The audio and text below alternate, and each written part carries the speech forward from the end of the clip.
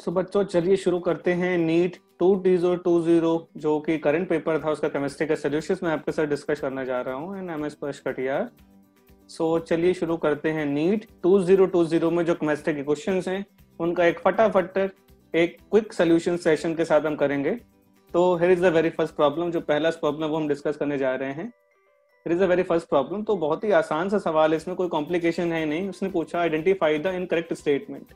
Incorrect statement पूछा है। The first statement is Cr+2 जो कि D4 कॉन्फ़िगरेशन कैरी करता है is a stronger reducing agent than Fe+2 D6 in water. तो आप देख ही रहे हो D4 अब यहाँ पे बात कर रहा है वो रिड्यूसिंग एजेंट की। रिड्यूसिंग एजेंट का मतलब जो सामने वाले को रिड्यूस करे, मतलब खुद क्या हो, ऑक्सीडाइज होने का मतलब क्या हो। सो आप यहाँ पे देख सकते हैं, यहाँ पे Cr का ऑक्सीडेशन नंबर +2 है, राइट। तो Cr का जो मोस्ट ऑक्सीडेशन स्टेट जो स्टेबल होता है वो होता है +3। तो Cr डेफिनेटली +2 से किधर जाने की कोशिश करेगा, हमेशा +3 में जाने की कोशिश करेगा। And if I talk about iron, तो आयरन के दोनों ऑक्सीडेशन नंबर काफी बढ़िया स्टेबल होते हैं, +2 एज वेल एज +3। ये D block and transition elements के बारे में डिस्कशन था।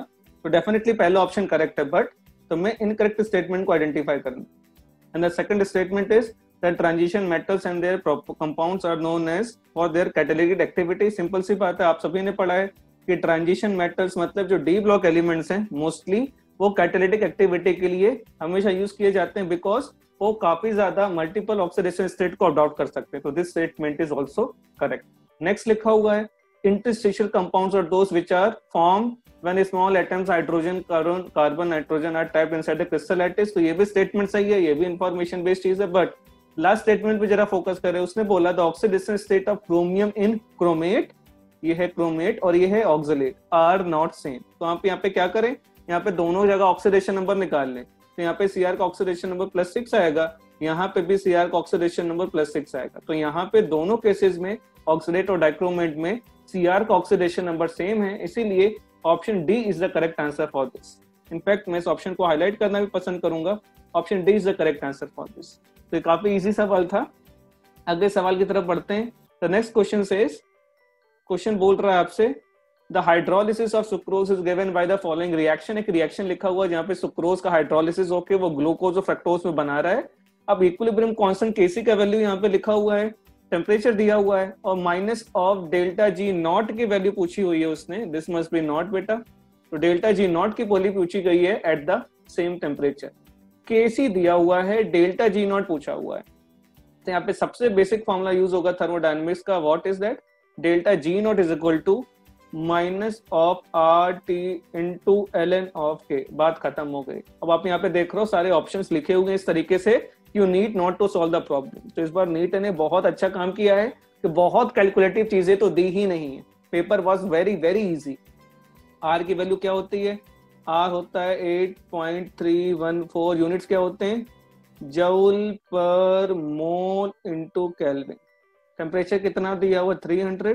तो ये हो गया 300 kelvin plus not plus this will be into ln of के। ln ऑफ के का मतलब क्या है?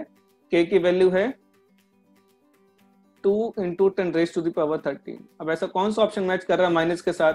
ऑप्शन ए मैच कर रहा है यहाँ पे। तो option A will be the correct answer for this, है ना। आप ऑप्शन देख सकते हैं, ऑप्शन ए मैच कर रहा है ऐसा। तो बहुत ही आसान सवाल था, बस आपको ये फॉर्मूला याद था जो इसे अप्लाई करना था, दैट्स इट। अगला सवाल आपके सामने, टोलुइन की रिएक्शन Cl2 के साथ HNO के साथ करवाई गई है, जिससे कोई कंपाउंड X बना और X का हाइड्रोलिसिस करवा के फिर हमने बेंजल्डिहाइड बनाया। अब यहाँ पे इस क्वेश्चन में मजेदार बात क्या थी बेटा कि यहाँ पे Cl2 के कितने इक्विवेलेंस यूज हुए ये नहीं लिखे हुए, बट इस चीज का आइडिया आप प्रोडक्ट देख के लगा सकते हैं। कैसे? मैं इस रिएक्शन को थोड़ा सा एक्सप्लेन करना चाहता हूं आपको। तो अगर आप टोलुइन उठाते हैं, दिस इज अवर टोलुइन, तो टोलुइन की Cl2 के साथ रिएक्शन कराएंगे इन प्रेजेंस ऑफ HNO। तो अगर मैंने 2 हाइड्रोजन रिप्लेस कर दिए, अब आप कहोगे सर आपको कैसे पता लगा आप 2 हाइड्रोजन रिप्लेस करोगे? बिकॉज यहाँ पे 3 हाइड्रोजन दिख रहे हैं आपको, लास्ट में सिर्फ एक ही हाइड्रोजन बचा हुआ है, मतलब 2 हाइड्रोजन आपको क्लोरीन से रिप्लेस करने पड़ेंगे, सो दैट लास्ट वाले प्रोडक्ट में सिर्फ एक ही हाइड्रोजन बचे, वो भी इस वाले कार्बन एटम की मैं बात कर रहा हूँ स्पेसिफिकली, राइट। तो 2 हाइड्रोजन एटम रिप्लेस कर दो क्लोरीन से, तो इधर हो गया Cl NCl, ये कंपाउंड बन गया अब इसके बाद ये कंपाउंड कौन सा है, आंसर तो आ गया, लेकिन मैं कंप्लीट रिएक्शन करना चाहता हूँ। अब इसके बाद इसकी H2O के साथ रिएक्शन कराओ तो H2 as a nucleophile attack करेगा और यहाँ से Cl नेगेटिव रिमूव हो जाएगा एज अ लिविंग ग्रुप। तो यहाँ से दोनों Cl रिमूव हो गए, मैं एक साथ ही स्टेप कर रहा हूँ बेटा, दोनों Cl रिमूव हो गए और यहाँ पे वाटर मॉलिक्यूल लग जाएंगे दोनों जगहों पे, दोनों जगहों पे OH OH आ जाएंगे बेटा। वाटर मॉलिक्यूल के बाद H रिमूव हो जाएगा, वो सारा स्टेप आपको पता ही है। इधर भी OH आ गया, इधर भी OH आएगा, ये सिंगल सिंगल बार बार होगा, लेकिन मैंने सीधे एक साथ डायरेक्टली किया हुआ है। अब एक ही कार्बन से दो OH ग्रुप लगे हुए हैं, तो आप क्या कर सकते हो, डेफिनेटली यहाँ से एक वाटर मॉलिक्यूल को रिलीज कर सकते हो। यहाँ पे यहाँ रखना, या water as a nucleophile attack कर रहा है, यहाँ से क्लोरीन रिमूव हो रहा है as a good leaving group. तो यहाँ से OH OH आ गया, OH OH के बाद यहाँ से वाटर मॉलिक्यूल रिमूव कर दो।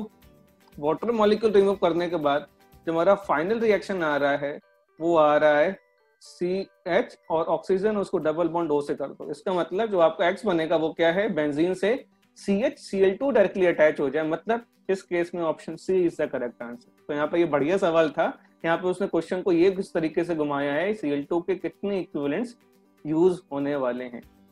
ठीक है, चलिए अगला सवाल देखते हैं। This is the next problem. ये क्वेश्चन बेटा काफी ज्यादा रटने वाला था, तो जिनको बहुत बहुत बहुत डीप आइडिया होगा पीरियोडिक प्रॉपर्टीज का, वही लोग इस सवाल को कर पाए होंगे। तो यहाँ पे बेटा उसने ओरिजिनल IUPAC नेम पूछा हुआ और उसके कुछ IUPAC रिकमेंडेड नाम पूछे हुए हैं, तो ये आपको पीरियोडिक टेबल के बहुत बढ़िया आइडिया से पता लगेगा।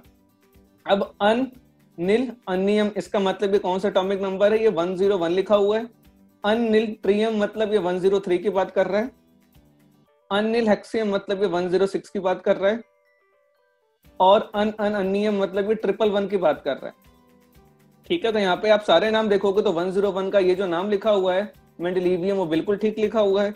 103 का नाम जो लॉरेंसियम लिखा हुआ है ये भी बिल्कुल ठीक है, बट 106 का जो नाम ये लिखा हुआ है सिबोर्जियम, ये गलत है। जबकि सिबोर्जियम इनफैक्ट सही है, माफ कीजिएगा, सिबोर्जियम भी इसका नाम सही लिखा हुआ है। और 111 के लिए जो नाम लिखा हुआ है ये नाम गलत है। एक्चुअली 111 का नाम जब आप IUPAC में देखोगे तो इसका नाम कुछ रोट्रिजीनियम होगा, रोट्रिजीनियम, ये काफी अजीब सा नाम है। तो ये क्वेश्चंस आप लोगों को छोड़ के आना चाहिए था आइडियली, बिकॉज ये क्वेश्चन काफी डिफिकल्ट या one of the top 5% difficult problem में से एक था। तो इस क्वेश्चन को आपने अगर छोड़ा है तो आप लोगों ने बिल्कुल सही डिसीजन लिया है, बिकॉज यूजुअली लोगों को याद नहीं होता। इसीलिए यहाँ पे 111 वाला ऑप्शन इनकरेक्ट था। यहाँ पे अगर मैं मेंशन कर दूं ABCD, तो ये A, ये B, ये C और D। उसने पूछा है which is the incorrect match, तो आप देख सकते हो यहाँ पे इनकरेक्ट मैच किसका है। यहाँ पे इनकरेक्ट मैच हमारा आप देख सकते हैं किस ऑप्शन का है, D वाला गलत है, मतलब D का 4 से match is incorrect, so option D is correct answer. अब डिफरेंट कोर्स में अलग अलग ऊपर नीचे ऑप्शंस होंगे, तो आप जरा कंटेंट पे फोकस करिए, आप ऑप्शंस पे मत जाइएगा कि ऑप्शन 1 सही है कि ऑप्शन 2 सही है, बिकॉज बहुत सारे सेट थे नीट में इस बार और सबके अलग अलग आंसर्स हैं। तो इसका ऑप्शन D 111 वाला जो था वो इनकरेक्टली मैच था, राइट। अगले सवाल की तरफ बढ़ते हैं। हाँ, विच of the following is not correct about carbon monoxide. Carbon monoxide के लिए कौन सा स्टेटमेंट करेक्ट नहीं है, उसने वो पूछा। पहले लिखा हुआ इट फॉर्म्स कार्बोक्सी हीमोग्लोबिन, बिल्कुल सही स्टेटमेंट है ये बेटा। दूसरा, it reduces oxygen carrying ability of blood. अब आप बायोलॉजी के स्टूडेंट है तो आप सभी को पता है कि जब कार्बन मोनोऑक्साइड ब्लड में डिसॉल्व हो जाता है तो ये ऑक्सीजन कैरिंग कैपेसिटी को काफी ज्यादा इफेक्ट कर देता है, राइट। तो ये भी स्टेटमेंट सही है।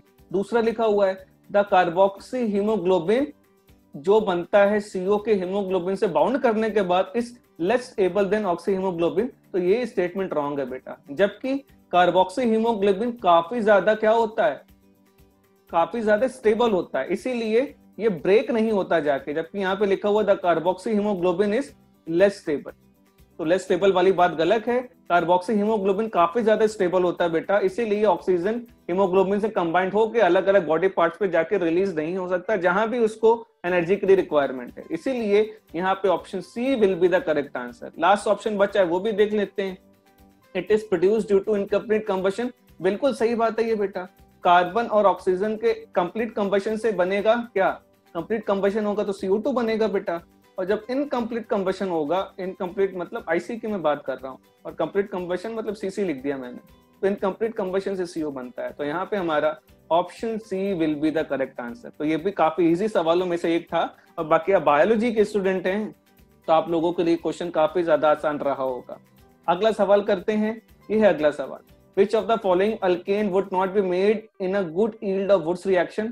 आपको वुड्स रिएक्शन तो बहुत ही ट्रेडिशनल रिएक्शन है, और वुड्स रिएक्शन की स्पेशलिटी होती है इससे हमेशा ऐसा अल्कीन बन सकता है, अल्केन बन सकता है जो कि सिमेट्रिकल हो, मतलब इससे अनसिमेट्रिकल अल्केन का जो यील्ड है वो बहुत ज्यादा पुअर आएगा। तो बस आपको इस क्वेश्चन में क्या देखना था कि जो अनसिमेट्रिकल अल्केन है वो इससे बनाना काफी डिफिकल्ट हो जाएगा या उसका यील्ड बहुत खराब आएगा, पैसे भी बोल सकते हैं। यहाँ पर नॉर्मल हेक्सेन की बात करूं तो 1 2 3 4 5 6, तो यहाँ पे देखो ये सिमेट्रिकल एल्कीन है तो ये तो बहुत अच्छे से फॉर्म किया जा सकता है। उसने पूछा है which can not be made, right. अब बात करो 2,3 डाइमिथाइल ब्यूटेन की, इसकी फोटो बना दो, पहले 4 कार्बन लगाओ, 2,3 डाइमिथाइल ब्यूटेन, मतलब ये लगा दिया।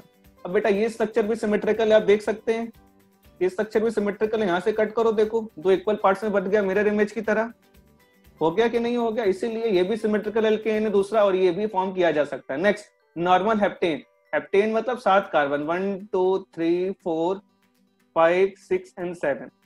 अब आप यहाँ पे कहोगे सर ये सिमेट्रिकल एल्केन नहीं है, क्यों? आप इसको यहाँ से कट करोगे तो इधर 3 कार्बन इधर 4 कार्बन, तो this is not considered as a symmetrical alkane, इसीलिए वुड्स रिएक्शन से इसका यील्ड बहुत ज्यादा खराब आएगा, इसीलिए option C will be the correct answer for this. Last option क्या लिखा हुआ? ब्यूटेन, ब्यूटेन मतलब मैं 4 कार्बन बना दूं, 4 कार्बन को यहाँ से ब्रेक करो तो 2 कार्बन में ब्रेक हो जाएगा, इसलिए ब्यूटेन भी है सिमेट्रिकल एल्केन और जो इजिली बनाया जा सकता है फ्रॉम द वुड्स रिएक्शन। यहाँ पे option C will be the correct answer, that is normal heptane. अगले सवाल की तरफ बढ़ते हैं फटाफट विदाउट वेस्टिंग द टाइम। ये है अगला सवाल, paper chromatography is example of, ये बेटा आपको एनसीईआरटी में चीजें मिल जाएंगी जहां पे आप ऑर्गेनिक कंपाउंड के बेसिक्स का जो पहला चैप्टर पढ़ते हैं एनसीईआरटी से, तो ये इंफॉर्मेशन बेस्ड टॉपिक था बेटा। Paper chromatography is a very good example of partition chromatography, तो ये आपको याद रखना था। इनफैक्ट जब आप अच्छे कॉलेजेस में जाएंगे तो आपको जरूर मौका मिलेगा क्रोमेटोग्राफी परफॉर्म करने का, बट यहाँ पे paper chromatography is a very good example of partition chromatography, ये आपको पता होना चाहिए था, इंफॉर्मेशन बेस्ड था, काफी आसान सवाल था। तो चलिए अगले सवाल की तरफ बढ़ते हैं विदाउट एनी डिले। ये इस क्वेश्चन का ऑप्शन बी करेक्ट आंसर है। ये क्वेश्चन भी काफी बढ़िया क्वेश्चन है, उसने पूछा identify the correct statement from the following. पहला लिखा हुआ है रॉ टायर इज इम्प्योर फिर 4% कार्बन, बिल्कुल गलत स्टेटमेंट है। रॉ टायर में जो कार्बन का परसेंट होता है बेटा वो 0.1% के आसपास कार्बन होता है उसमें, तो ये बात आप सभी को बहुत अच्छे से पता होगी। दूसरा, blister copper is blistered apparent to the evolution of CO2, बिल्कुल गलत स्टेटमेंट है, बहुत ही अजीब सा सवाल है ये, मतलब इजी पिकिंग है काफी। CO2 रिलीज होती ही नहीं है ब्लिस्टर कॉपर में, यहाँ पे क्या रिलीज होती है गैस बेटा? SO2, जिसको हिंदी में फफोलेदार कॉपर या फिर ब्लिस्टर कॉपर बोलते हैं, ये SO2 के रिलीज होने की वजह से होता है, तो this is also incorrect statement. Next, vapour phase refining is carried out by निकल बाय वन एनर्जिकल प्रोसेस, बेटा वेपर फेज रिफाइनिंग अलग चीज है और वन एनर्जिकल प्रोसेस अलग चीज है। वन एनर्जिकल प्रोसेस सेमीकंडक्टर्स को प्योरेस्ट फॉर्म में फॉर्म करने के लिए बनाया जाता है, जबकि वेपर फेज रिफाइनिंग निकल या फिर इसका कोई वोलेटाइल कंपाउंड बना के उससे फिर से एक्सट्रैक्ट किया जाता है निकल को। तो वेपर फेज रिफाइनिंग से निकल होता है बट वो प्रोसेस वन आर्टिकल नहीं होता है, तो वन आर्टिकल अलग चीज है, वेपर फेज अलग चीज है। तो लोग इसमें काफी कंफ्यूज होके कई बच्चे इसका ऑप्शन सी लगा के आए, बट ध्यान रखो बेटा वेपर फेज रिफाइनिंग और वन आर्टिकल दोनों अलग अलग चीजें हैं और आप लोगों ने अलग अलग पढ़ी भी होंगी, राइट। अब नेक्स्ट लिखा हुआ है pig iron can be moulded into variety of shapes, बिल्कुल सही है। पिग आयरन ऐसा आयरन है जो डिफरेंट वैरायटी में मोल्ड किया जा सकता है, तो ये भी बहुत ही बेसिक सवाल था मेटलर्जी से, जिसका ऑप्शन आएगा पिग आयरन वाला option, that is option D. ठीक है, अगले सवाल की तरफ चलते हैं विदाउट एनी डिले। ये है अगला सवाल, which of the following is the correct order of increasing field strength of ligand to form the coordination compound. तो यहाँ पे आपको कोऑर्डिनेशन कंपाउंड्स की वो लिखनी थी लिस्ट कि किसका फील्ड डेंसिटी ज्यादा है। तो आप यहाँ पे एक चीज याद रखें, जो साइनाइड है वो तो डेफिनेटली एक स्ट्रॉन्ग फील्ड लिगेंड की तरह काम करेगा, ये एक है स्ट्रॉन्ग फील्ड लिगेंड की तरह ये काम करने वाला है, ठीक है। इसको याद रखने का बेसिक तरीका क्या है बेटा, जहां पे डोनर एटम कार्बन और नाइट्रोजन यूज होंगे तो इस केस में जो लिगेंड होगा वो हमेशा वीक फील्ड लिगेंड होगा, और जहां पे डोनर एटम बेटा कार्बन और नाइट्रोजन होंगे वो स्ट्रॉन्ग फील्ड लिगेंड होगा, हाँ। और जहां पे ऑक्सीजन और हेलोजन होंगे वो हमेशा वीक फील्ड लिगेंड की तरह काउंट होगा। तो यहाँ पे डोनर एटम कार्बन है इसलिए स्ट्रॉन्ग फील्ड लिगेंड है। तो इसको देखते ही यहाँ पे बाकी सब देख रहे हो, बाकी सब वीक फील्ड लिगेंड है, तो साइनाइड का सबसे ज्यादा इंटेंसिटी होगा, तो ऑप्शन बी और डी तो डेफिनेटली नहीं हो सकते क्योंकि सबसे ज्यादा सीएन का होगा। अब सीएन के बाद किसका होगा? ये तो है मोनोडेंटेट लिगेंड और स्ट्रॉन्ग फील्ड लिगेंड दोनों। उसके बाद आएगा C2O4, उसके बाद C2O4 का आएगा। अब F नेगेटिव और HCN नेगेटिव में अगर मैं कंपैरिजन कर रहा हूं तो F नेगेटिव का फील्ड डेंसिटी या फिर जो फील्ड स्ट्रेंथ है वो ज्यादा होता है HCl से, इसीलिए option A will be the correct answer for this. ठीक है, तो बहुत ही ज्यादा आसान सवाल, इसमें बहुत ज्यादा कॉम्प्लिकेशन है नहीं, बहुत ही आसानी से आप लोगों ने सॉल्व कर लिया होगा। बस option A will be the correct answer for this. ठीक है, अगले सवाल की तरफ चलते हैं विदाउट एनी डिले। ये रहा अगला सवाल। The question says urea reacts with water to form a compound A which on decomposes to form B. जब इसको कॉपर +2 से पास किया गया तो डीप ब्लू कलर मिला तुमको और सॉल्यूशन सी इज फॉर्म। उसने पूछा सी क्या है। तो देखो बेटा, ये भी आसान सा सवाल था, आपको पता ही है, आप लोगों ने डिफरेंट टाइप के साइकिल्स पढ़े बायोलॉजी में, तो आप सभी को पता है कि जो यूरिया होता है वो NH2CO होता है। तो यूरिया की जब आप वाटर से रिएक्शन करवाओगे ना, तो डेफिनेटली जो इसके एंड प्रोडक्ट्स आने वाले हैं फाइनल में, वो मिलेगा तुम्हें अमोनिया और CO2। तो यहाँ पे जो ए है बेटा वो अमोनिया हो गया। अब अमोनिया की जब तुम कॉपर +2 एक्वस सोल्यूशन से रिएक्शन कराओगे, कॉपर +2 एक्वस सोल्यूशन से अमोनिया की रिएक्शन, बेटा अमोनिया एक बढ़िया लिगेंड की तरह काम करता है, आपने पढ़ाई है कोऑर्डिनेशन कंपाउंड में। तो एक कॉम्प्लेक्स बना लेगा बेटा ये CONH3 और जिसके ऊपर चार्ज आ जाएगा 2 यूनिट का। तो आप अभी भी देख रहे हो कॉपर यहाँ पे +2 स्टेट में है और इस कॉम्प्लेक्स का जो कोऑर्डिनेशन नंबर आएगा वो आएगा 4। ये साइड इंफॉर्मेशन, तो यहाँ पे option B will be the correct answer. एक कॉम्प्लेक्स का फॉर्मेशन कर देगा। बहुत ही बढ़िया सवाल था, आसान सा सवाल। ठीक है, चलिए अगला सवाल। अगला सवाल ये लिखा हुआ है HCl is passed through a solution of CaCl2 MgCl2, common आया बेटा ये CaCl2 MgCl2 and NaCl, which of the following compound या compounds will be crystallized। तो यहाँ पे बेटा काफी ज्यादा आंसर की में यहाँ पे वेरिएशंस हैं, बट व्हाट जो मैं सजेस्ट करूंगा इस पे आंसर आएगा ओनली NaCl। क्यों?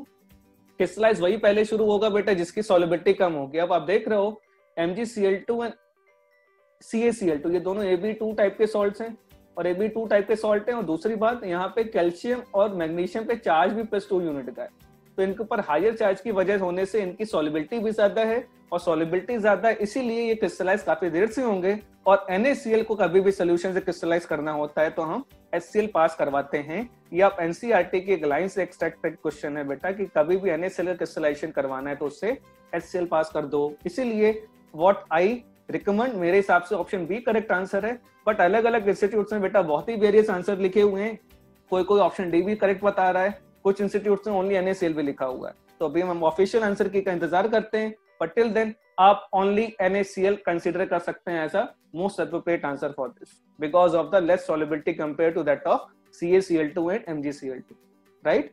चलिए इसका ऑप्शन आएगा बी। अगला सवाल की तरफ बढ़ते हैं।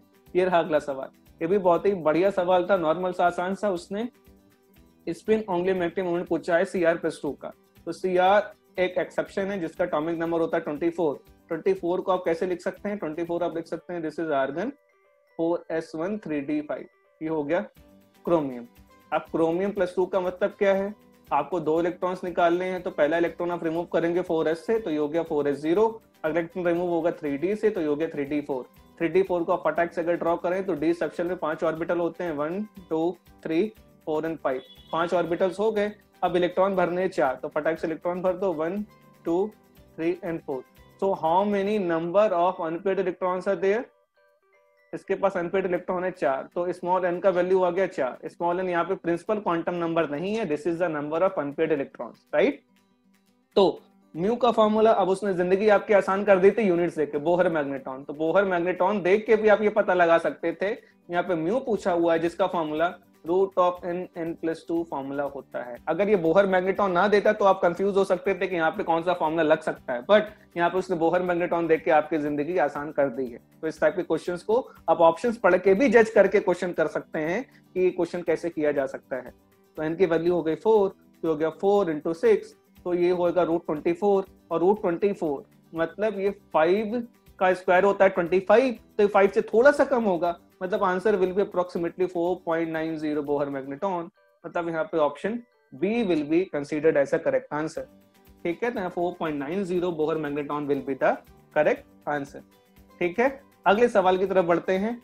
ये है अगला सवाल, बहुत ही आसान सा सवाल था बेटा। यहाँ पे बस आप यहाँ पे देखिए, मैच करनी चाहिए चीजों को। पहला लिखा हुआ है कार्बन मोनोऑक्साइड और हाइड्रोजन। कार्बन मोनोऑक्साइड और हाइड्रोजन का मिक्सचर जो होता है वो सिंथेसिस गैस होता है बेटा। तो फर्स्ट का तो डेफिनेटली ऑप्शन आप 3 से कनेक्ट कर सकते हो। दूसरा, temporary hardness of the water, temporary hardness हमेशा बाइकार्बोनेट आयंस की वजह से होती है, कैल्शियम और मैग्नीशियम के, तो आप सेकंड को मैच कर सकते हो ऑप्शन 1 के साथ। दूसरा B2H6, B2H6 क्या है? एक इलेक्ट्रॉन डेफिशिएंट कंपाउंड है फॉर श्योर, ये सबको पता ही है, डाइबोरेन का स्ट्रक्चर, तो मैच करेगा 2 से। अब H2O2 का होता है structure open book like structure, ये आप सभी को पता है, तो इसीलिए इसका स्ट्रक्चर आएगा नॉन प्लेनर स्ट्रक्चर, मतलब ऑप्शन आएगा 3-1-2-4, तो 3-1-2-4, 3-1-2-4, तो यहाँ पे option A will be consider as a correct answer. आप सिर्फ और सिर्फ ऑप्शन बी को भी देख लेते हैं कि टेम्परेरी हार्डनेस किससे आएगा, टेम्परेरी हार्डनेस हमेशा बाइकार्बोनेट से आता है, तो बी में फर्स्ट ऑप्शन सिर्फ और सिर्फ एक ही ऑप्शन क्रिएट कर रहा है, ऑप्शन ए। तो इसको करने का बहुत ही आसान सवाल था ये, कोई भी कॉम्प्लीमेशन नहीं था या कोई भी ऐसी चीज नहीं थी जो एनसीईआरटी से बाहर की हो। ठीक है, आई होप आप सभी का ये आंसर गलत हो सही हुआ होगा। ठीक है, अगले सवाल की तरफ बढ़ते हैं। अगला सवाल लिखा हुआ, इस रिएक्शन को उसने पूछा है डेल्टा एच और डेल्टा एस का साइन। डेल्टा एच हमारी एंथैल्पी है, हीट ऑफ द रिएक्शन जिसे बोल सकते हो, और डेल्टा एस एंट्रोपी में चेंज। ठीक है, दोनों ही हमारे क्या है, स्टेट फंक्शंस हैं, इसलिए डेल्टा लगा हुआ है।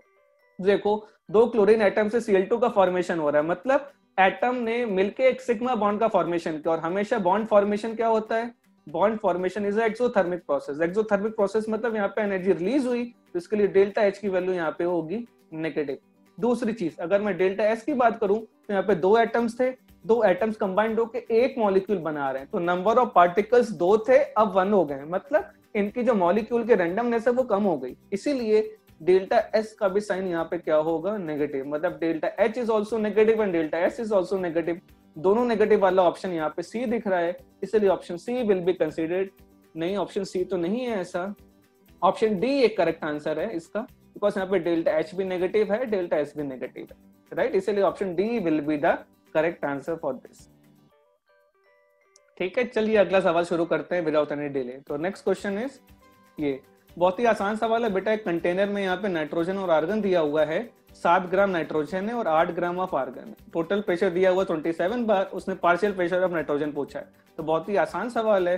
तो पार्शियल प्रेशर ऑफ नाइट्रोजन का आपको फॉर्मूला पता है, ये होता है mole fraction of nitrogen into total pressure. Total pressure आपको दिया है, पार्शियल प्रेशर निकालना है, तो हमारा टारगेट है मोल फ्रैक्शन ऑफ नाइट्रोजन किसी तरीके से निकाल लें। तो मोल फ्रैक्शन ऑफ नाइट्रोजन निकालने का तरीका क्या है, मोल फ्रैक्शन ऑफ नाइट्रोजन निकालेंगे moles of nitrogen divided by total number of moles. Total moles मतलब नाइट्रोजन के मोल्स इसमें ऐड करो और मोल्स ऐड करो किसके, आर्गन के।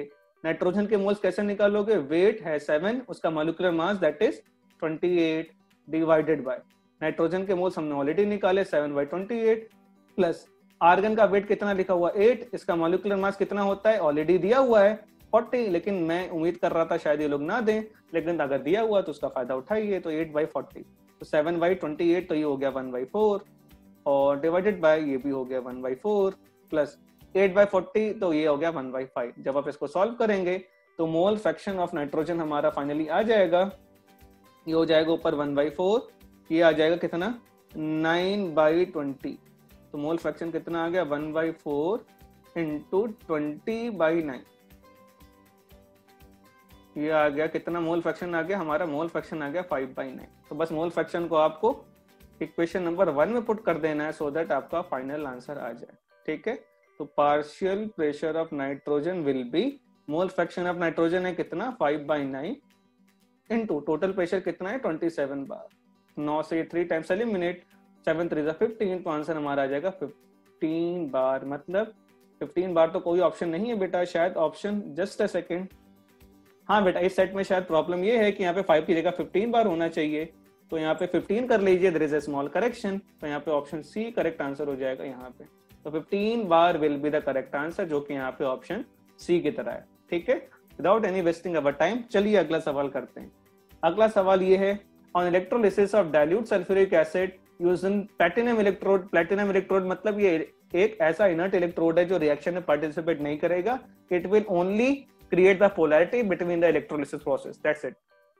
The product obtained at the anode, electrolysis के लिए एनोड पे चार्ज होता है पॉजिटिव, अब चार्ज होता है एनोड पे पॉजिटिव, तो पॉजिटिव की तरफ कौन अट्रैक्ट होगा, जो नेगेटिवली चार्ज होगा। अब डाइल्यूट सल्फ्यूरिक एसिड के केस में तुम्हारे पास 2 चीजें हैं बेटा, H2SO4 है और साथ में वाटर भी है।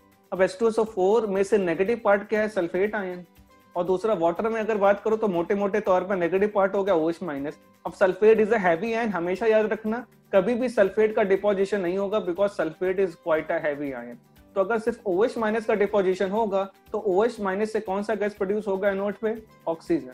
तो इसका मतलब ये हुआ कि एनोड पे डाइल्यूट सल्फ्यूरिक एसिड के इलेक्ट्रोलिसिस पे यूजिंग प्लैटिनम इलेक्ट्रोड कौन सी गैस रिलीज होगी? Oxygen gas will be released. तो यहाँ पे ऑप्शन बी करेक्ट होगा, ऑक्सीजन गैस रिलीज होगी। ठीक है, चलिए अगला सवाल करते हैं विदाउट एनी डिले। ये है अगला सवाल, a tertiary butyl carbocation and is more stable than a secondary butyl carbocation, और रीजन बताना है। पहले फोटो बना लें। टर्शियरी ब्यूटाइल कार्बोकेटायन का मतलब है 4 कार्बन और टर्शियरी कार्बन, तो ये होगा टर्शियरी ब्यूटाइल कार्बोकेटायन। दूसरा सेकेंडरी ब्यूटाइल, तो 4 कार्बन बना लो और ऐसे कार्बन में पॉजिटिव लगाओ जो सेकेंडरी है। ठीक है, अब ये बोल रहा है ये वाला ज्यादा स्टेबल है tertiary butyl compare to secondary butyl, और उसका उसने रीजन पूछा हुआ है। तो चेक करते हैं। माइनस आई इफेक्ट CH3 का तो माइनस आई नहीं प्लस आई होता है, ये तो ऑप्शन गलत हो गया। ऑप्शन 2 प्लस आर, रेजोनेंस का चांस ही नहीं है, कोई भी कॉन्जुगेशन नहीं है। Third minus are effect, resonance का तो चांस ही नहीं है। Last option is hyper conjugation. हाँ बिल्कुल ठीक है बात है। अब इसको हाइपर कॉन्जुगेशन के बेसिस पे जज कर सकते हैं। कैसे जज करते हैं हाइपर कॉन्जुगेशन के बेसिस पे? हम काउंट करते हैं बेटा नंबर ऑफ अल्फा हाइड्रोजन।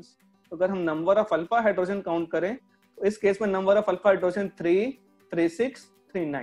यहाँ पे 9 अल्फा हाइड्रोजन है। यहाँ पे हाइड्रोजन कितने होंगे बेटा? 3 और 4, 5। यहाँ पे 5 अल्फा हाइड्रोजन। तो जितने ज्यादा अल्फा हाइड्रोजन उतनी ज्यादा स्टेबिलिटी, इसीलिए tertiary butyl carbocation is stable according to the hyperconjugation. इसीलिए option D is the correct answer for this, right. चलिए अगला सवाल करते हैं विदाउट एनी डिले। हाँ भाई, उसने पूछा है विच of the following metal and activates the many enzyme precipitates in the oxidation of glucose to produce ATP, और वो सोडियम के साथ मिलकर terminal transmission of nerve signal पे बात करता है। ये तो बेटा बायोलॉजी का क्वेश्चन है, मेरे से ज्यादा आपको पता होगा।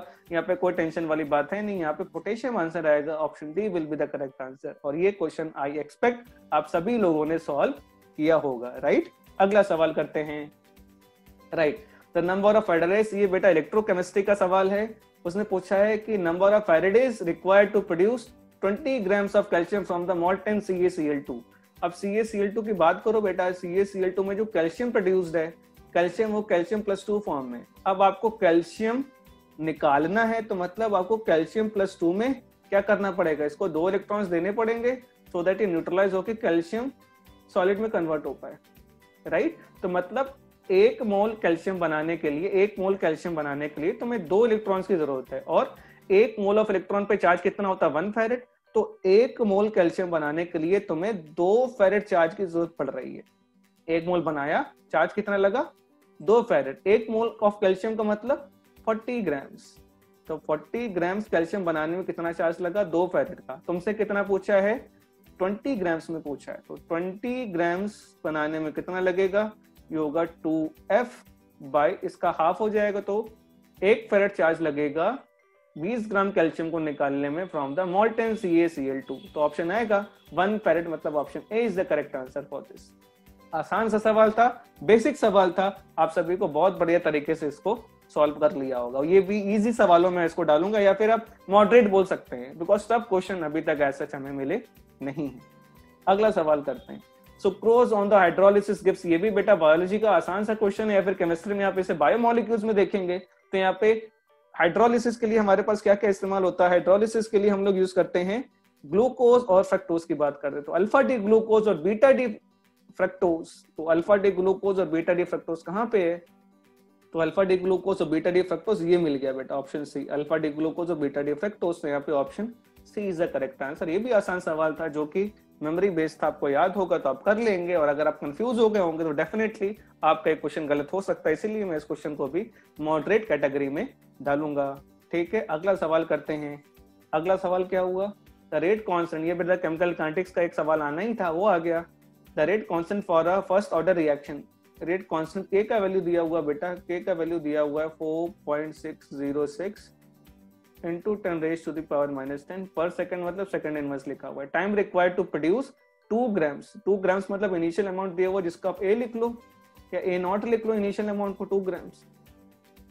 अब फाइनल अमाउंट दिया हुआ है 0.2 ग्राम्स, और उसने टाइम पूछा है। तो आप फर्स्ट ऑर्डर रिएक्शन का फॉर्मूला लगाओ। फर्स्ट ऑर्डर होता है KT is equal to 2.303 into log of A0 by 80 मतलब टाइम t के बाद जितना बचा, तो आप इसे 80 लिख लो, ठीक है। k का वैल्यू लिखा हुआ है 4.606। 4.606 को अगर मैं स्मार्टली थोड़ा कैलकुलेट करूं तो मैं इसे 2 इंटू 2.303 लिखता हूं इंटू 10⁻³ इंटू टाइम हमें निकालना है। अब मैंने ऐसा क्यों लिखा, बिकॉज पड़ोस में 2.303 लगा था, into log of initial amount कितना था 2 ग्राम, फाइनल अमाउंट था 0.2 ग्राम। अब आप कहोगे सर A0 और 80 तो कंसंट्रेशंस होते हैं या मोल्स होते हैं, बट बेटा यहाँ पे रेशियो लिखा हुआ है, तो आप सीधे अगर वेट भी पुट करेंगे ना तो कोई खास फर्क पड़ने वाला नहीं है, राइट। तो यहाँ पे A0 और A2 की जगह आप सीधे वेट लिख सकते हो, आप सीधे कंसंट्रेशन लिख सकते हो, या फिर आप डायरेक्टली नंबर ऑफ मोल्स भी लिख सकते हो, बिकॉज ये रेशियो है। आप किसी नंबर का ऊपर मल्टीप्लाई करोगे तो आपको नीचे भी मल्टीप्लाई या डिवाइड करना पड़ेगा डिपेंडिंग अपॉन द थिंग। तो आप यहाँ पे सीधे वेट रख सकते हो। तो कुछ लोग यहाँ पे कंफ्यूज हो गए होंगे कि हम वेट क्या सीधे रख सकते हैं, तो माय आंसर विल बी हाँ, आप रख सकते हैं, बिकॉज आप वेट को मोल्स में बदलोगे, फिर मोल्स को वॉल्यूम से डिवाइड करोगे एज्यूम करके, तो ऊपर भी वही करोगे नीचे भी वही करोगे, तो दोनों जो एक्स्ट्रा फैक्टर्स इंक्लूड होंगे अपार्ट फ्रॉम द वेट वो एलिमिनेट हो जाएंगे। इसीलिए आप 0.2 को इससे एलिमिनेट करो तो ये आएगा 10, log 10 की वैल्यू होती है 1, और ये 2.303 एलिमिनेट हो गया, तो यहाँ से t की जो वैल्यू आ गई वो आंसर आएगा हमारा 500 सेकेंड। तो 500 सेकंड मतलब option C is the correct answer. बहुत ही आसान सवाल था, इसमें भी आपको बहुत ज्यादा समय लगना नहीं चाहिए था, ठीक है। चलिए शुरू करते हैं अगला सवाल विदाउट एनी डिले। अगला सवाल क्या है, एनीसोल। एनीसोल क्या होता है, उसकी HI से रिएक्शन। एनीसोल का मतलब बेंजीन के ऊपर OCH3 जब लगा दो बेटा वो हो जाता है एनीसोल। बेंजीन के ऊपर OCH3 लगा दो तो क्या बन जाता है, एनीसोल बन जाता है। अब उसने पूछा बेटा यहाँ पे इसकी रिएक्शन HI के साथ, उसने ऑलरेडी पूछते क्लीवेज की बात कर रहा है, मतलब बॉन्ड ब्रेक होना चाहिए, तो डेफिनेटली ऑक्सीजन यहाँ से CH3 को एलिमिनेट करेगा, तो यहाँ पे O पे पार्शियल नेगेटिव है, CH3 पे partial positive because of electronegativity difference. ऐसे यहाँ पे H पे पॉजिटिव आएगा, I पे नेगेटिव, तो यहाँ पे डेफिनेटली एक्सचेंज कर दीजिए आप आयंस का, सिंपल सी एक रिएक्शन है। तो यहाँ पे क्या आएगा, OH आएगा और CH3I एलिमिनेट हो जाएगा। तो यहाँ पे रिएक्शन मैकेनिज्म की भी जैसे कोई जरूरत नहीं थी, आप H+ का पहले अटैक करवा दें, उसके बाद I नेगेटिव रिप्लेस करवा दें तो बात वही पड़ जाएगी। तो आप सीधे क्या कर सकते हो कि यहाँ पे सीधे नेगेटिव के पास पॉजिटिव गया, पॉजिटिव के साथ नेगेटिव गया, तो आप सीधे फिनॉल और CH3I बना सकते हो। फिनॉल और CH3I मतलब option A will be consider as a correct answer. ये भी NCERT का सवाल है, इस साल maximum of the problems are directly from the NCERT, और ऑर्गेनिक बिल्कुल भी टफ नहीं आई थी, ठीक है। अगला सवाल करते हैं विदाउट एनी डिले। चलिए, reaction between benzaldehyde and acetophenone. What is benzaldehyde and acetophenone? Benzaldehyde क्या होता है, बेंजल्डिहाइड का मतलब ये होता है बेंजल्डिहाइड, यहाँ पे बेंजीन रिंग लगाते तो मैं उसे C6H5 लिख रहा हूँ। इसकी रिएक्शन आपको करवानी है एसिटोफिनोन के साथ। एसिटोफिनोन मतलब जो बेंजीन रिंग है 6H5, इसके साथ क्या लगा दो, COCH3 लगा दो। अब देखो यहाँ पे एक चीज नोटिस करो, यहाँ पे नो अल्फा हाइड्रोजन, यहाँ पे कोई अल्फा हाइड्रोजन नहीं है, मैं सीधे टारगेट पे पॉइंट करता हूँ, no alpha hydrogen is there. यहाँ पे अल्फा हाइड्रोजन मिल जाएगा तुमको यहाँ से, तो यहाँ पे अल्फा हाइड्रोजन है। तो अल्फा हाइड्रोजन अगर हुआ किसी भी कार्बोनिल कंपाउंड्स में और इसकी अगर मैंने डाइल्यूट बेस के साथ रिएक्शन करवाई तो डेफिनेटली एक ऐसी रिएक्शन होगी जो एल्डोल कंडेंसेशन है। अब दोनों मॉलिक्यूल्स डिफरेंट हैं, राइट, इसीलिए ये रिएक्शन हो जाएगी क्रॉस एल्डोल कंडेंसेशन। मतलब यहाँ पे क्रॉस एल्डोल मतलब option D will be consider as a correct answer. कई बच्चे बेटा इसे क्रॉस कैनिजारो भी लिख के आए हैं, बट हमेशा ध्यान रखना कि कैनिजारो रिएक्शन तब होती है बेटा जब किसी भी मॉलिक्यूल में कोई भी अल्फा हाइड्रोजन प्रेजेंट ना हो, ठीक है। तो यहाँ पे एक भी अल्फा हाइड्रोजन एटलीस्ट प्रेजेंट है, इसीलिए ये क्या कर सकता है, ये इलेक्ट्रोफाइल न्यूक्लियोफाइल जनरेट कर सकता है और यहाँ पे CO को पोलराइज करके इस पे अटैक कर सकता है, ठीक है। तो बहुत ही आसान सवाल था, ये क्रॉस एल्डोल कंडेंसेशन था, बस आपको अल्फा हाइड्रोजन पहचाना था, दैट्स इट, ठीक है। अगला सवाल करते हैं। उसने पूछा है विच of the following is a basic amino acid. तो बेटा बहुत ही आसान से सवाल है, यहाँ पे बेसिक अमीनो एसिड क्या होता है, lysine is a basic amino acid. ये बायोलॉजी का सवाल था, ये आप इसे बायोमोलिक्यूल का भी मान सकते हो, केमिस्ट्री में आसान सवाल था, कोई टेंशन नहीं थी। आगे चलते हैं, lysine is the correct answer for this. अब उसने पूछा है elimination reaction of, the question is elimination reaction of 2-bromopentan to pentene 2 bromopentane to pentane 2, तो 5 कार्बन लगा दो बेटा, 1 2 3 4 5, 2 ब्रोमोपेंटेन मतलब ये 2 पेंटेन से आपको बनाना है पेंट 2 इंटू 1 2 3 4 5 डबल बॉन्ड यहाँ लगाना। तो इस रिएक्शन ने पूछा क्या क्या चीजें हो रही हैं बेटा। हाँ ठीक है, पहला क्वेश्चन वो था बीटा एलिमिनेशन। हाँ बेटा, बीटा एलिमिनेशन मतलब 1,2 एलिमिनेशन होता है। यहाँ से Br हटा है कार्बन नंबर 1 से, तो हाइड्रोजन डेफिनेटली कार्बन नंबर 2 से हटा होगा, इसीलिए यहाँ पे बीटा एलिमिनेशन है। इसे 1,2 एलिमिनेशन भी बोल सकते हैं। तो first is correct. Follow Zaitsev rule follow होता है बिल्कुल। वो एल्कीन बनता है जो मोस्ट सब्स्टिट्यूटेड होता है, तो ये रूल भी फॉलो यहाँ पे होगा, बिकॉज मोस्ट स्टेबल एल्कीन ही है जिस रिएक्शन के एलिमिनेशन में बन रहा है, दैट इज पेंट 2 ओके। तो ये डीहाइड्रोहेलोजिनेशन है, बिल्कुल सही बात है बेटा। यहाँ पे Br भी एलिमिनेट हो रहा है और यहाँ कार्बन नंबर 2 से जो हाइड्रोजन अटैच होगा बेटा वो भी एलिमिनेट होगा, तो ये डीहाइड्रोहेलोजिनेशन भी है। अब लास्ट में लिखा डीहाइड्रेशन रिएक्शन, तो ये एलिमिनेशन है बेटा, और डीहाइड्रोहेलोजिनेशन है तो डीहाइड्रेशन का तो चांस है ही नहीं। मतलब option A, B and C will be the correct answer. यहाँ पे ऑप्शन A लिखा हुआ है जहाँ पे A भी है, B भी है और C है, तो यहाँ पे option A will be considered as a correct answer. ठीक है, अगला सवाल शुरू करते हैं विदाउट एनी डिले। तो ये रहा हमारा अगला सवाल। An increase in concentration of the reactants of the reaction leads to change इन।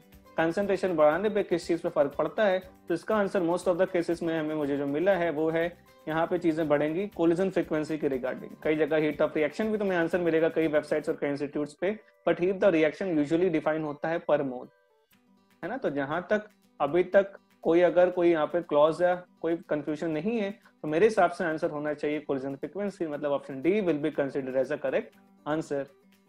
ठीक है, बाकी ये क्वेश्चन डिफरेंट वेबसाइट्स पे डिफरेंट आंसर शो कर रहा है, तो देखते हैं ऑफिशियल आंसर की इसमें क्या लिखा हुआ है। राइट, अगला सवाल करते हैं।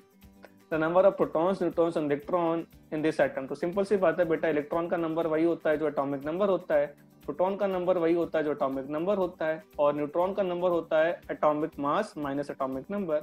जब आप 175 में से 71 हटाओगे तो ये 104 के आसपास मिलेगा। तो उसने पूछा proton, neutron and electron. Proton हो गया 71, न्यूट्रॉन हो गया 104 और इलेक्ट्रॉन फिर से होगा 71, मतलब ऑप्शन ए यहाँ पे करेक्ट आंसर होगा 71, 104 और 71। राइट, अगला सवाल करते हैं। ये है अगला सवाल, what is the change in oxidation of the carbon for the following reaction. तो कार्बन के ऑक्सीडेशन नंबर ऑफ चेंज निकालना, मिथेन में कार्बन इज मोर इलेक्ट्रोनेगेटिव तो ये हो जाएगा -4, CCl4 में कार्बन और Cl में क्लोरीन इज मोर इलेक्ट्रोनेगेटिव तो कार्बन विल कैरी +4, तो -4 से +4 ऑक्सीडेशन नंबर चेंज हो रही है, मतलब option C is the correct answer. -4 से +4 हो रही है ऑक्सीडेशन नंबर चेंज। बहुत ही आसान सवाल रिडॉक्स रिएक्शन से। चलिए अगला सवाल करते हैं विदाउट एनी डिले। हाँ, ये भी बहुत ही आसान सवाल है बेटा, सारे ऑक्साइड्स लिखे हुए हैं यहाँ पे, उनके तुम्हें नेचर से डिफाइन करना है। तो CO, N2O और NO, ये तीन ही ऐसे ऑक्साइड है जो न्यूट्रल होते हैं। तो पहला वाला है न्यूट्रल ऑक्साइड है, मतलब पहले वाले को आपको मैच करना है सेकंड से। अगर आप पहले वाले को सेकंड से मैच करेंगे तो ऐसा सिर्फ एक ही ऑप्शन दिखेगा, ऑप्शन बी। तो अगर बीइंग स्टूडेंट में बात करूं तो मैं सीधे फर्स्ट वाले को अगर न्यूट्रल पहचान पाया तो मैं सीधे ऑप्शन बी को टिक कर दूंगा, बिकॉज और किसी ऑप्शन में ए को 2 से मैच किया गया नहीं है। बट मैं सारे आपको बताता हूँ। Barium oxide is a metal oxide और मेटल ऑक्साइड हमेशा होते हैं बेसिक, तो फर्स्ट इसको मिलाना पड़ेगा आपको फर्स्ट से, that is basic oxide. Aluminium oxide is amphoteric oxide, तो आपको इसको मिलाना पड़ेगा फोर्थ से। अब chlorine is a non metal और नॉन मेटल के oxides are acidic in nature, इसलिए Cl2O7 मैच करेंगे 3 से, मतलब option B will be the correct answer for this. यहाँ पे कोई बहुत डिटेल डिस्कशन की हमें जरूरत नहीं है। अगला सवाल करते हैं without any delay. Which of the following will give the carbylamine test. बेटा कार्बिल अमीन टेस्ट के लिए सबसे जरूरी कंडीशन क्या होती है, ये टेस्ट तो सिर्फ और सिर्फ कौन सा अमाइन देते हैं, प्राइमरी अमाइन देते हैं। प्राइमरी अमाइन यहाँ पे कौन सा दिख रहा है, सिर्फ ऑप्शन ए जो कैनेलिन है वो प्राइमरी अमीन दिख रहा है। ये वाला बेटा सेकेंडरी अमीन है, ये वाला टर्शरी अमीन है, ये वाला भी फिर से सेकेंडरी अमीन है। ठीक है, तो प्राइमरी अमीन सिर्फ एक ही दिख रहा है, तो मैं ऑप्शन ए, इसलिए यहाँ पे ऑप्शन ए करेक्ट होगा, बिकॉज कार्बिल अमीन टेस्ट सिर्फ और सिर्फ प्राइमरी अमाइंस ही देते हैं, तो बी स्पेसिफिक। राइट, तो बहुत ज्यादा टाइम वेस्ट करते बिना हम अगला सवाल करते हैं। ये है अगला सवाल, the correct expression for the free expansion for an ideal gas under the adiabatic condition. ये बेटा प्रीवियस ईयर में ऑलरेडी एक बार सवाल एज इट इज पूछा जा चुका है। यहाँ पे Q, डेल्टा T और वर्क डन तीनों 0 होने वाले हैं, तो यहाँ पे option A will be the correct answer. Adiabatic condition है तो हीट एक्सचेंज नहीं होगा from the surrounding, free expansion है तो वर्क डन का तो चांस ही नहीं है, इसीलिए हम ऑप्शन ए को लगाएंगे। यहाँ पे डेल्टा T भी होता है 0, तो यहाँ पे option A will be the correct answer. अगला सवाल करते हैं। अगला सवाल identify A molecule which does not exist. तो कौन सा मॉलिक्यूल एग्जिस्ट नहीं करता, तो आप कॉमन सेंस से भी लगा सकते हो बेटा कि यहाँ पे नोबल गैस कोई मॉलिक्यूल नहीं बनाता, इसलिए option A will be the correct answer. बाकी ये क्वेश्चन अगर मैं थोड़ा डिटेल में बताऊं तो ये क्वेश्चन एमओटी का है, मॉलिक्यूलर ऑर्बिटल थ्योरी का, जहाँ पे आपको कन्फिग्रेशन लिखना था। तो He2 का कन्फिग्रेशन आप लिखोगे तो आप क्या लिखोगे, सिग्मा 1s2, उसके बाद सिग्मा 1s2 स्टार, इसके बाद सिग्मा 2s2, इनफैक्ट चार इलेक्ट्रॉन हो गया आई गेस, बिकॉज हीलियम के पास 2 ही इलेक्ट्रॉन होते हैं, एस हीलियम इज 2He4, तो 2 एटम्स के लिए 4 इलेक्ट्रॉन्स और 2 4 इलेक्ट्रॉन्स हो गए। तो इसके अगर मैं एंटी बॉन्डिंग इलेक्ट्रॉन काउंट करूँ तो ये भी 2 हैं, बॉन्डिंग इलेक्ट्रॉन काउंट करूँ ये भी 2 हैं। अगर मैं बॉन्ड ऑर्डर की बात करूँ, जो फॉर्मूला होता है anti bonding minus anti bonding by 2, तो यहाँ से कितना आ रहा है 0, तो किसी के बीच बॉन्ड ऑर्डर 0 है, इसका मतलब वो मॉलिक्यूल एग्जिस्ट नहीं करता है, तो यहाँ पे He2 will be the correct answer, right. अगला सवाल, which of the following is a natural polymer, ये बेटा एनसीईआरटी से डायरेक्टली सवाल है, अगर आपको पता होगा तो यहाँ पे नियोप्रीन आइसोप्रीन करके एक कंपाउंड होता है जो कि नेचुरल रबर का एक इंग्रेडिएंट होता है, नेचुरल रबर का ये इंग्रेडिएंट होता है, ठीक है। तो नेचुरल रबर का एक मेन इंग्रेडिएंट होता है सिस 1,4 पॉली आइसोप्रीन, जिसे आप आइसोप्रीन के नाम से भी जानते हैं, इसको शॉर्टकट में आइसोप्रीन लिखेंगे। जब आप एनसीईआरटी खोलोगे, एनसीईआरटी से ही सवाल है, तो काफी लोग कंफ्यूज हो गए थे इस सवाल में, ये सवाल कैसे करना है। तो बेटा isoprene is a main ingredient of natural polymer, ये आप एनसीईआरटी पढ़ो, उसमें साफ साफ लिखा हुआ है। और आइसोप्रीन को थोड़ा स्पेसिफिकली मैं बात करूं तो सिस 1,4 पॉली आइसोप्रीन इसे बोला जा सकता है, जो कि आइसोप्रीन का ही एक पॉलीमर है, and that is a main ingredient of the natural rubber. Natural rubber का मतलब ये पॉलीमर भी कैसा है, नेचुरल, इसलिए option A will be considered as a correct answer. तो ये सवाल भी था किससे, एनसीईआरटी से था। अगर आपने पॉलीमर चैप्टर पढ़ा होगा ठीक ठाक तरीके से तो भी आपने सवाल कर लिया होगा, ठीक है। अगले सवाल की तरफ बढ़ते हैं विदाउट एनी डिले। ये रहा अगला सवाल, the alkene ozonolysis give the methanol. Methanol मतलब वो ऐसा कौन सा एल्कीन है जो आपको मेथेनॉल देने वाला है। ये अब एक कार्बन एटम का जो कार्बोनिल कंपाउंड है वो सिर्फ वही दे सकता है जो कि एक टर्मिनल एल्कीन रखे, टर्मिनल एल्कीन ही ऐसा कर सकते हैं, बिकॉज ब्रेकिंग डबल बॉन्ड सही होती है ओजोनोलिसिस में। तो यहाँ पे टर्मिनल एल्कीन कौन सा दिख रहा है, option C will be considered as a terminal alkene, तो यहाँ पे option C will be the correct answer.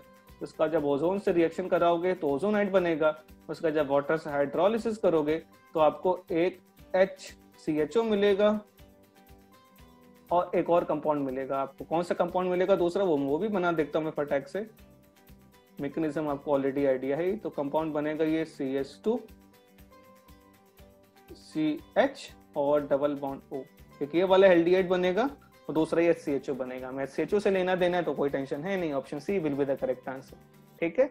बस हमें टर्मिनल एल्कीन पहचानना था यहाँ पे, दैट्स इट, राइट। अगला सवाल करते हैं, ये है अगला सवाल, which of the following molecule will have the zero dipole moment. तो ये भी बहुत ही आसान सवाल है फ्रॉम द केमिकल बॉन्डिंग। तो यहाँ पे आपको बेटा डिफरेंट ऑप्शन चेक करने थे, मैं सीधे करेक्ट ऑप्शन की बात कर रहा हूँ। मेरे हिसाब से option D will be the correct answer. एक बार सारे वेरीफाई करते हैं। बोरॉन ट्राइफ्लोराइड, तो BF3 का स्ट्रक्चर अगर मैं बनाऊं तो इस तरीके से BF3 का स्ट्रक्चर आएगा। तो यहाँ पे सारे के सारे बॉन्ड पर एक दूसरे से 120 डिग्री पे होंगे और इनका रिजल्टेंट आ जाएगा 0, तो इसका डाइपोल मोमेंट होगा 0। बेरिलियम डाइफ्लोराइड, तो इसका आंसर आएगा BeF2। Hydrogen, helium, lithium, beryllium, beryllium is 4 का मतलब इसको आप 2,2 लिख सकते हो, तो इसके लास्ट शेल में 2 इलेक्ट्रॉन है। तो यहाँ पे बेरिलियम डाइफ्लोराइड का स्ट्रक्चर BeF2 कैसे होगा, तो इसका भी डाइपोल मोमेंट हो जाएगा 0, बिकॉज ये भी सिमेट्रिकल स्ट्रक्चर है ना, ठीक है। अगला कार्बन डाइऑक्साइड, ये भी बहुत ही पिद्दी सा स्ट्रक्चर है, तो ये भी 0 दिखाएगा। अब 1,4 डाइक्लोरोबेंजीन, तो इसमें तकलीफ की कोई बात नहीं है, ये बेंजीन है, आप इसकी नंबरिंग कर लो तो 1,4 आपको पता लग जाएगा। तो this is 1, 2, 3 and 4।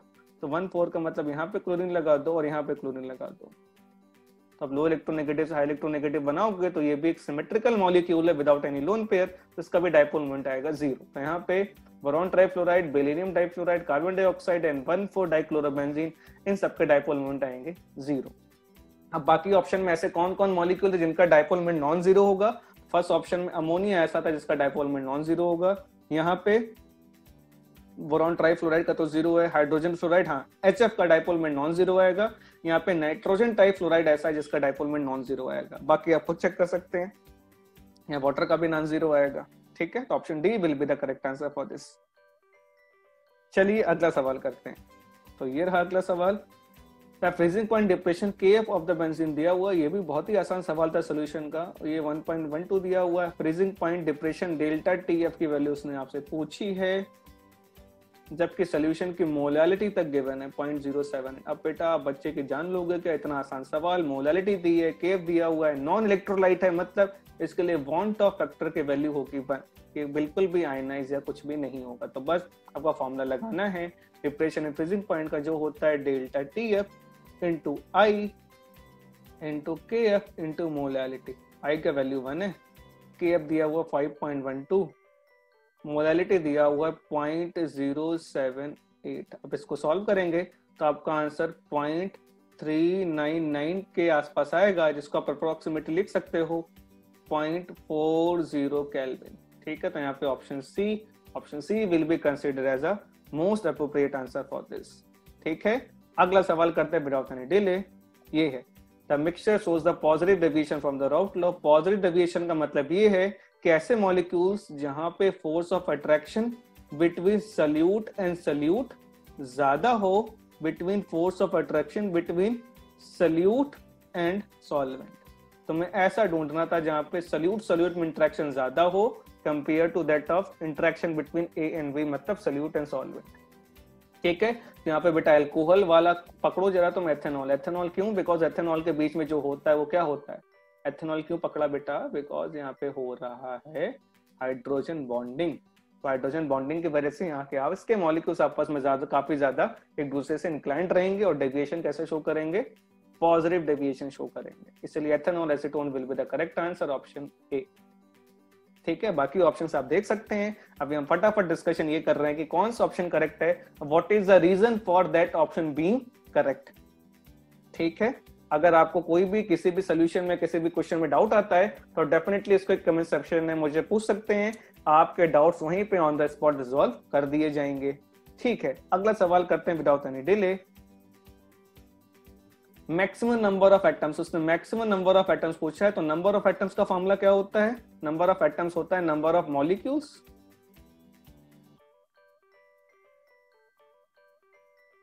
Number of atoms आपने क्या पढ़ा? नंबर ऑफ मॉलिक्यूल्स इनटू उसकी एटमोसिटी।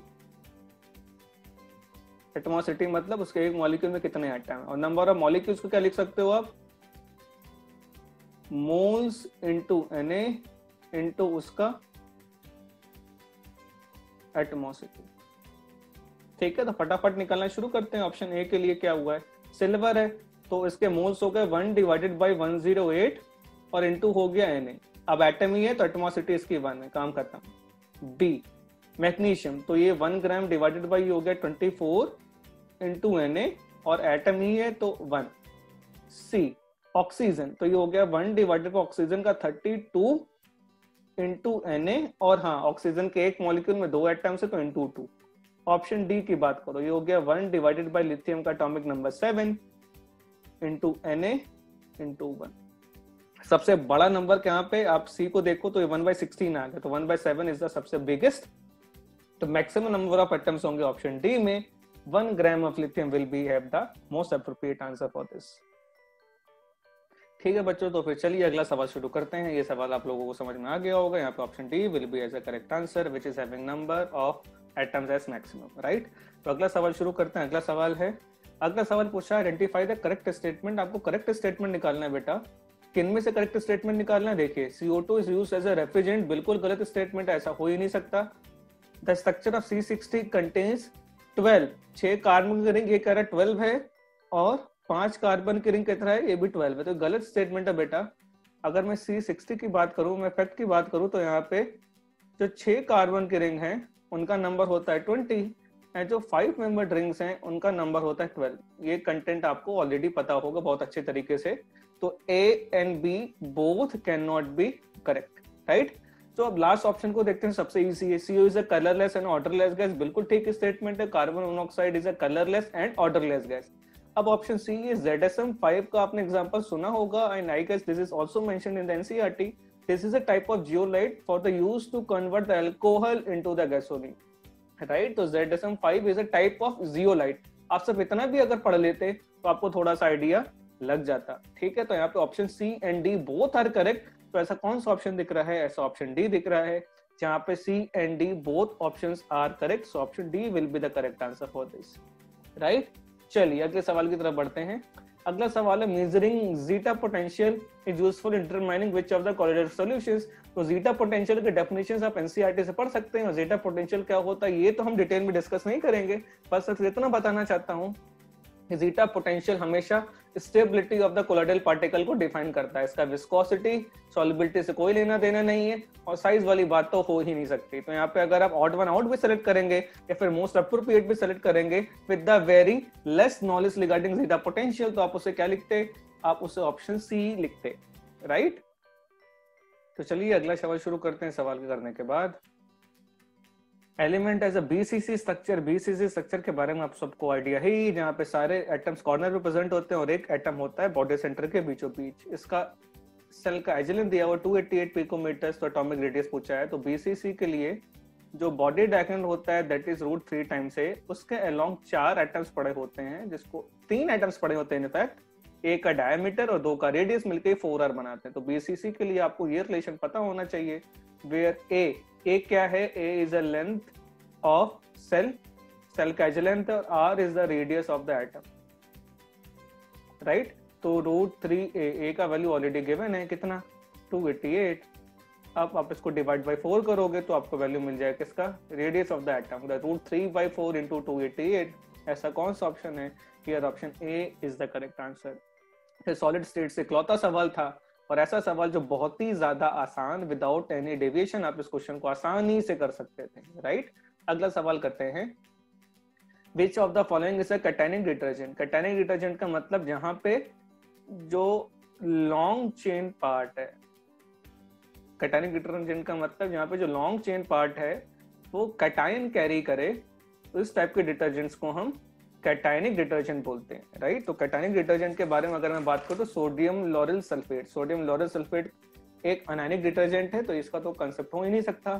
सोडियम स्टीयरेट ये भी अनायनिक डिटर्जेंट में आता है, ये भी छोड़ दे दिए। अब हाँ, अब सेटाइल ट्राइमिथाइल अमोनियम ब्रोमाइड, अब यहाँ पे ब्रोमाइड मतलब नेगेटिव चार्ज कैरी करेगा। अब जो बड़ा सा कार्बन चेन आएगा वो चार्ज कैसा कैरी करेगा?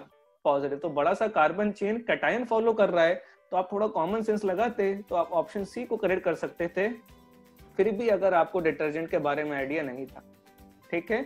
Option D will B anionic detergent, तो ये भी चांस नहीं है। तो बस कैटायन का मतलब जहाँ पे लॉन्ग चेन कैटायन का हो, ब्रोमाइड नेगेटिव है, तो डेफिनेटली इसका जो लॉन्ग चेन वाला पार्ट होगा वो कैसा होगा? कैटायनिक। तो इसीलिए कैटायनिक के लिए option C will be the correct answer for this.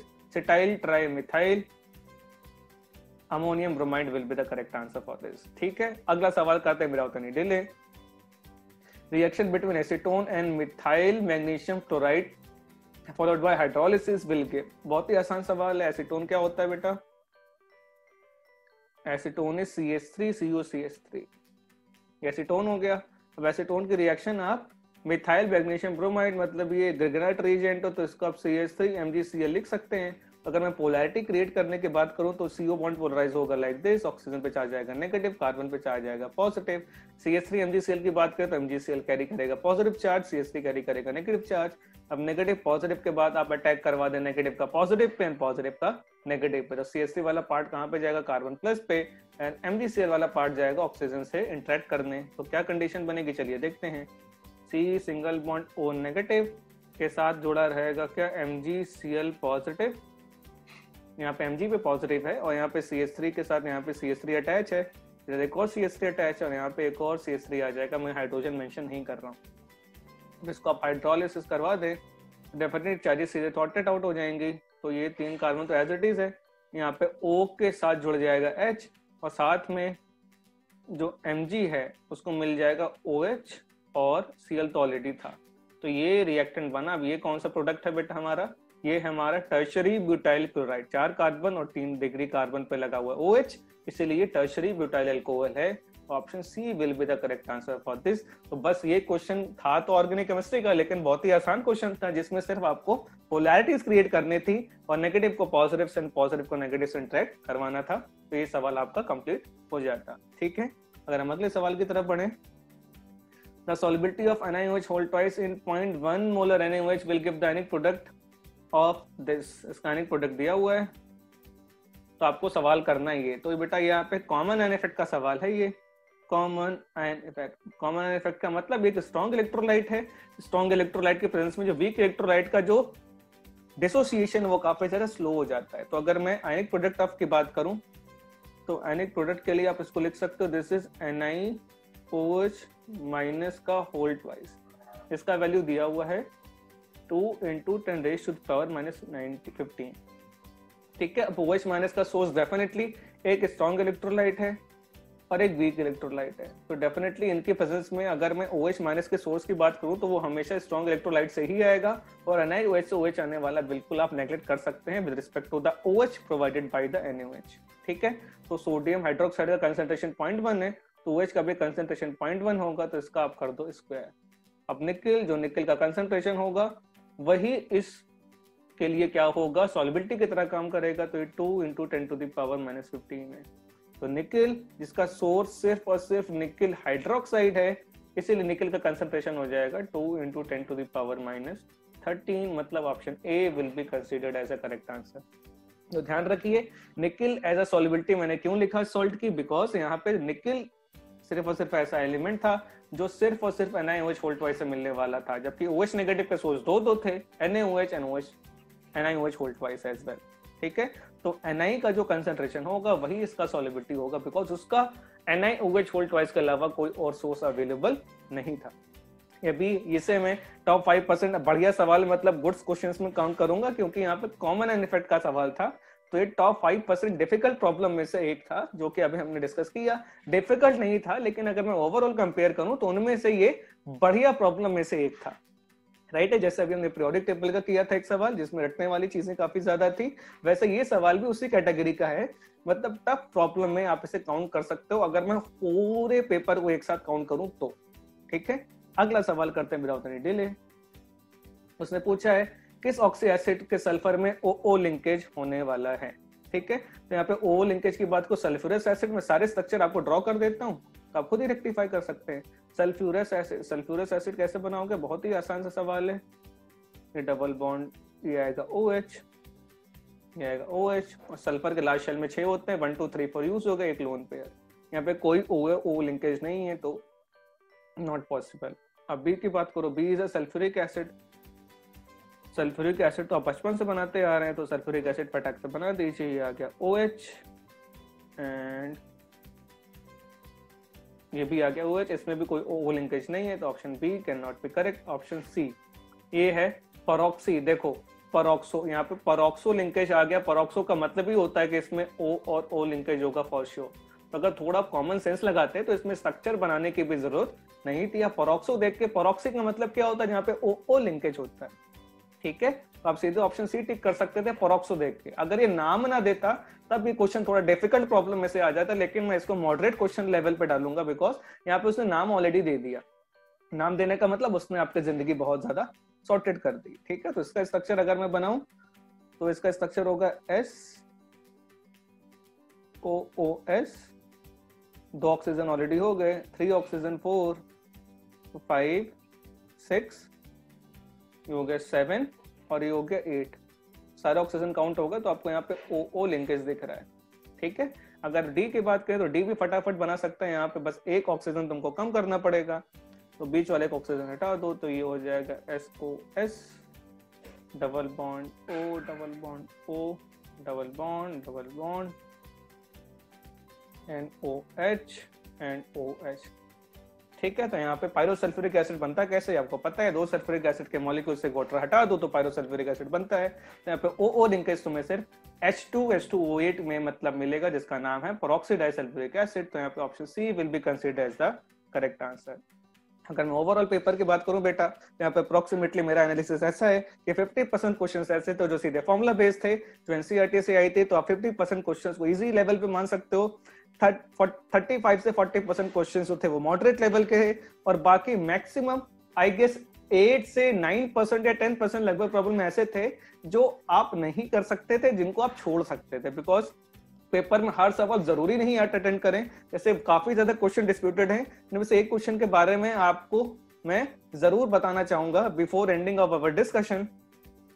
ये रहा वो क्वेश्चन। इस क्वेश्चन में मैंने आपको आंसर NaCl दिया हुआ था बिकॉज काफी ज्यादा इंस्टीट्यूट ने इसको सॉल्युबिलिटी के बेसिस पे जज किया हुआ था, बट अभी मैंने एक रिसर्च पेपर खोल के देखा।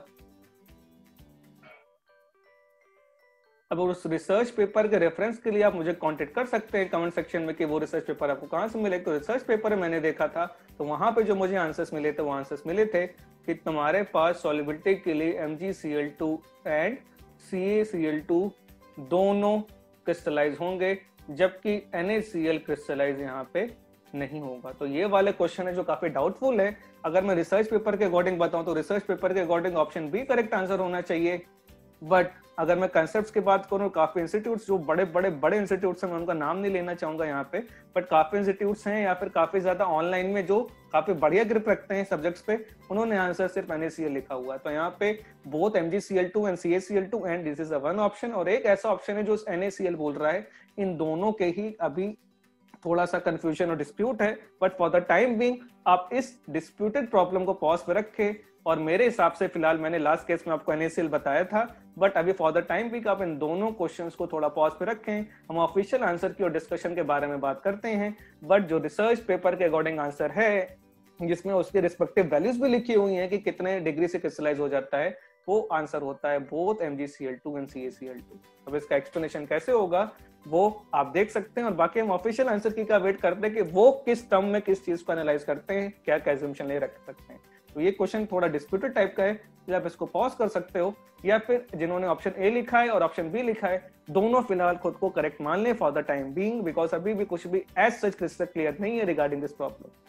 ठीक है, तो काफी ज्यादा इंटरेस्टिंग सोल्यूशन रहा बेटा हम सबके लिए।